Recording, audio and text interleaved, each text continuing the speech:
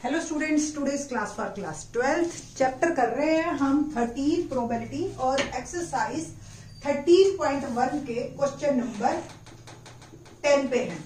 और आज जो हम इससे पहले के 9 क्वेश्चन में मेनली एक हमने 12th क्लास में जो नया फार्मूला किया है वो किया है probability of E conditional F, यानी कि probability of E when condition F is applied is probability of E intersection F upon में प्रोबेबिलिटी ऑफ एफ। ये हमने क्वेश्चन कर रखा है।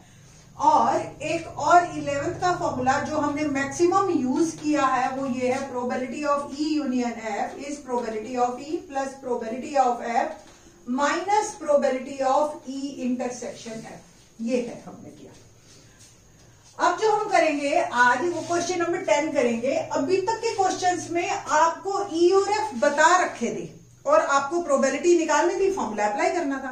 अब आपको कुछ भी नहीं दे रखा ई और एफ, आपको अब एक डेली रूटीन लाइफ का क्वेश्चन दे रखा और वो जो क्वेश्चन है उसके अकॉर्डिंग आपने डिसाइड करना है कि व्हाट्स ई व्हाट्स एफ, और फिर उसके बाद आप ये डिसाइड करेंगे कि प्रोबेबिलिटी क्या होगी।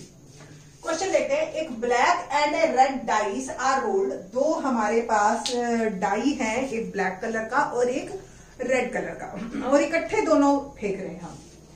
What find the conditional probability obtaining a sum greater than 9 given that the black die resulted in a 5। तो फर्स्ट ऑफ ऑल मैं आपको ये बता दूं कि आप जब भी कोई भी क्वेश्चन करो तो आपको ये क्लियर होना चाहिए कि what's E and what's F.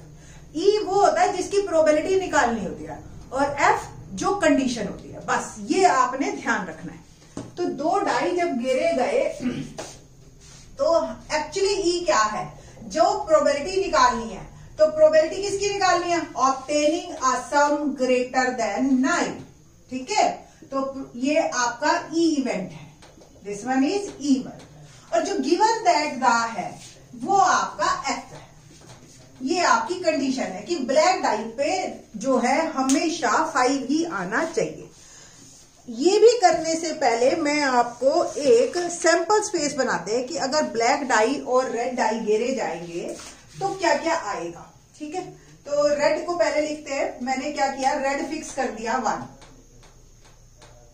और क्या क्या आ सकता है, अगर रेड पे 1, सॉरी ब्लैक पे भी 1 आ सकता है। रेड पे 1, ब्लैक पे 2, 1 3 1 4 5, 1 फिक्स है। सेम अब हम 2 फिक्स कर लेते हैं रेड, और ब्लैक पे जो है आपका 1 2 3 4 5 6। सेम 3 फिक्स करते हैं हम रेड पे। किसी एक को फिक्स कीजिए और एक को चलाते जाइए, ये हमारा तरीका रहता है। तो इस तरीके से अगर ब्लैक और रेड डाई हमने गिरा तो ये मैंने वही कलर यूज कर लिया ताकि आप लोगों को ये क्लियर रहे कि सैंपल स्पेस कैसा बनेगा।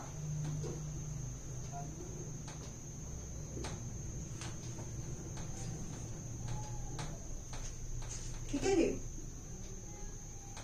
तो यही इससे मैक्सिमम और कुछ नहीं आ सकता हमारे जब हम 2 डाई गिरेंगे। ठीक है, अब हमें ई सम ग्रेटर देन 9।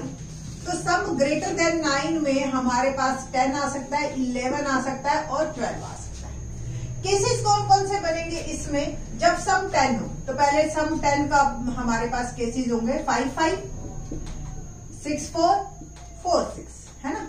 तो फर्स्ट को मैं रेड से मार्क कर देती हूं, 5 5 6 4 4 6। अगला है 11, तो 5 6 और 6 5, यही 2 केसेस बनेंगे, है ना, कि सम 11 आए और सम 12 आए तो हमारे पास हो गए 6 cases.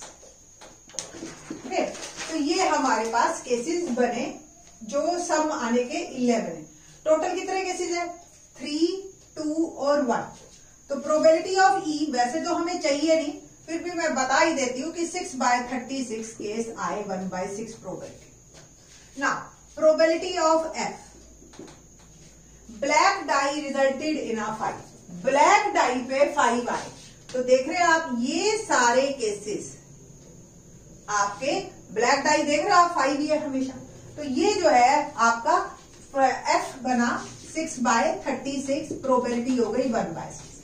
Probability of E intersection है, ऐसे नंबर देखिए आप जो इसमें भी हो और इसमें भी हो, है ना। तो आप देख रहे हैं एक ये वाला और एक ये दो केसेस ऐसे हैं जो दोनों में है कॉमन। तो प्रोबेबिलिटी क्या हो गई 2/36। What we have to find conditional probability, probability of E condition F. तो probability of E intersection F upon probability of F. E intersection F की प्रोबेबिलिटी मैंने 2/36 निकाली, पी एफ की 6/36 ही मैं यूज कर रही हूं।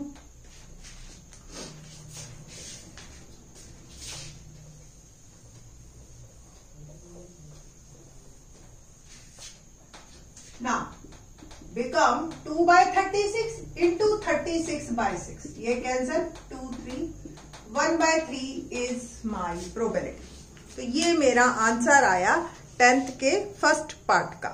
ठीक, इसी का ही जब हम सेकंड पार्ट करते हैं और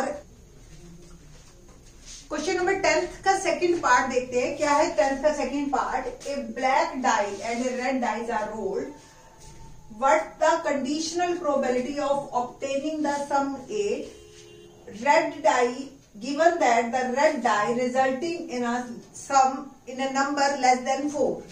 तो पहले ई में हम देखते हैं ई में कौन कौन से केसेस आएंगे जब सम 8 हो। तो सम 8 कब कब आ सकता है? जब हमारा रेड डाई 4 दे और ब्लैक भी 4 दे, है ना। जब रेड डाई 6 दे और ब्लैक 2 दे, जब रेड डाई 2 दे ब्लैक 6 दे, जब रेड डाई 3 दे ब्लैक 5 दे, और जब रेड डाई 5 दे और ब्लैक जो है हमारा 3। इसके अलावा और कोई केसेस में हमारे पास सम 8 नहीं आ सकता। ये ई के केसेस है। प्रोबेबिलिटी ऑफ एफ, एफ के लिए हम पहले एफ के केसेस गिनते। एफ के आप देखिए केसेस, रेड डाई पे नंबर लेस देन 4 होना चाहिए। तो आप देख रहे हैं ये सारे के सारे केसेस आ गए, रेड डाई पे नंबर लेस देन 4 है। आधे नंबर आ गए आपके, यानी कि एफ में आपके पास प्रोबेबिलिटी ऑफ एफ मेरी बनी 18/36। Probability of E intersection F, ऐसे नंबर जो एफ में भी हो और ई में भी हो। तो आप देख रहे हो यानी कि रेड डाई ये 2 6 और 3 6, इट मीन्स ये वाला नंबर और 3 5 ये वाला नंबर। ये दो केसेस ऐसे हैं जिसमें रेड पे नंबर लेस देन 4 है और सम 8 है। तो प्रोबेबिलिटी क्या हो गई इसकी 2/36।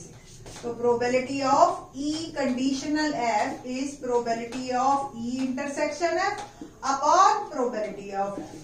तो E intersection F 18/36, sorry E intersection F 2/36 and F की प्रोबेबिलिटी 18/36। थोड़ा सा सॉल्व कर लीजिए और ये हमारा आंसर आ जाएगा। 36 से 36 कैंसल, 2 से 18 कैंसल, 1/9 प्रोबेबिलिटी हो गई जब ब्लैक और रेड डाई घेरा जाए और सम 8 आए और कंडीशन ये है कि रेड डाई पे यानी कि एक डाई पे लेस देन नंबर 3 हो। ओके, ये थे हमारे क्वेश्चन नंबर 10। सर सेम 11 है, 11 क्वेश्चन भी हमारा डाइस बेस्ड ही है। 11th question let's see. If a die is rolled, consider events E। एक डाई घेरा गया तो टोटल केस तो मेरे 6 ही है, 1 3 5, ये आ गया E। F है 2 3, G है 2 3 4 5, और हमें निकालना है first part probability of E conditional F and probability of F conditional E, दोनों part. Second probability of E conditional G and probability of G conditional E. Third one is probability of E union F conditional G and probability of E intersection F conditional G. ये तीनों part मुझे करने हैं अब in this question 11th में। तो let's see. क्या रहेगा? तो प्रोबेबिलिटी ऑफ ई इंटरसेक्शन है। फर्स्ट ऑफ ऑल पूरे सैंपल स्पेस में मेरे पास 1 2 3 4 5 6 है। प्रोबेबिलिटी ऑफ ई कंडीशनल है, probability of E intersection F upon में प्रोबेबिलिटी ऑफ एफ में देख रहे हो आप दो ही केसेस ऐसे हैं, तो 2/6 ये तो होगी। ई इंटरसेक्शन एफ, ई और इंटरसेक्शन एफ जरा आप निकालना, क्या बनेगा? कॉमन क्या है? सिर्फ 3 है ना, तो 3, तो प्रोबेबिलिटी हो गई 1/6। ओवरऑल मेरी प्रोबेबिलिटी आ गई 1/2। ठीक है, ये मेरा answer first part. Probability of second है F conditional E means probability of F intersection E upon probability of E. Once again E intersection F और F intersection F both are same, commutative property hold करता है, तो probability इसकी भी 1/6, only 3 is common in both E and F. E की probability 3 number है हमारे पास और टोटल 6 है, तो प्रोबेबिलिटी ऑफ ई इज 3/6। मैं यहां पे लिख देती हूं, probability of E is 3/6, probability of F is 2/6, probability of G is 4/6, 2 3 4/6। Overall F oblique E 1/6 into 6/3, answer is 1/2। तो for first part both answers are correct. 1/2 F E conditional F और F conditional E is 1/3। ना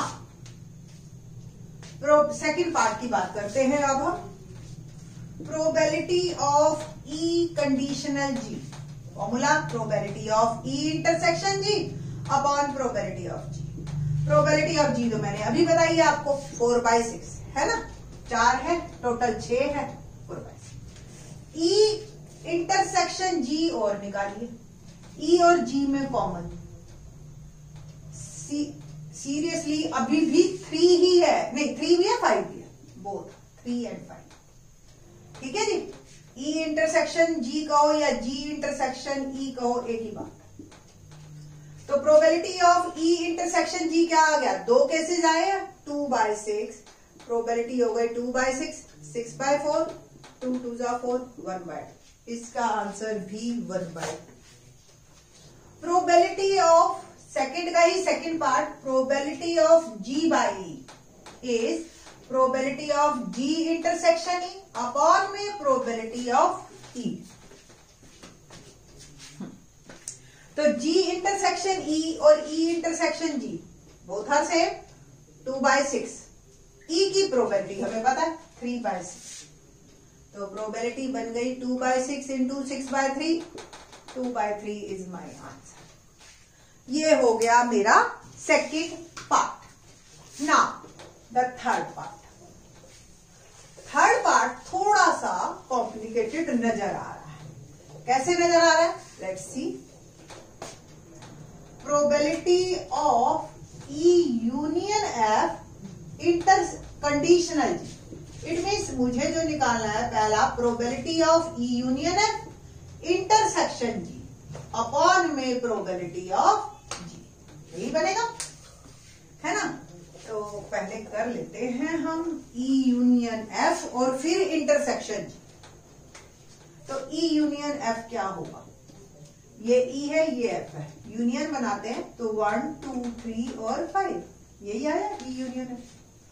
union में आपको याद है ना, ये union में सारे नंबर्स आते हैं और जो रिपीट होते हैं उसको एक बार लिखा जाता है, तो 3 इज रिपीटेड है, उसको हमने एक बार लिखा। अब ई यूनियन एफ का जी के साथ इंटरसेक्शन, यानी कि इन दोनों में कॉमन, तो ये आ गए हमारे पास 2 3 और 5। ना probability of E union F intersection G is 3/6। Probability of G क्या आया? 4/6। ओवरऑल मेरे पास बन गया 3/6, 4/6, तो 3/6 into 6/4, आंसर इज 3/4। तो ये प्रोबेबिलिटी आ गई मेरी 3/4। Next one is E intersection F, conditional. Okay, now E intersection F, probability of E intersection F, conditional. It means हमें निकालना है probability E intersection F, intersection G upon probability of G. तो E intersection F पहले निकालते हैं. E और F का intersection only 3 और E इंटरसेक्शन F का G के साथ इंटरसेक्शन वंस अगेन 3. तो probability of E intersection F intersection G क्या हो गया 1/6 ओनली. ये 1/6, G की प्रोबेबिलिटी 4/6, तो 1/6 इंटू 6/4 आंसर इज 1/4. तो ये जो है इस तरीके से आपको कंडीशनल प्रोबेबिलिटी फार्मूले को फॉलो करो. सेट्स के फार्मूले ध्यान हो. फर्स्ट चैप्टर 11th क्लास का बच्चों को सबको अच्छी तरह से समझ आया हुआ है, वो सबको आता है. तो आई थिंक सो यहाँ आप कहीं भी मात नहीं खाओगे. क्वेश्चन आपको बड़े आराम से समझ आएंगे. क्वेश्चन नंबर 12 ऑनवर्ड्स जो है in the next lecture. Thank you.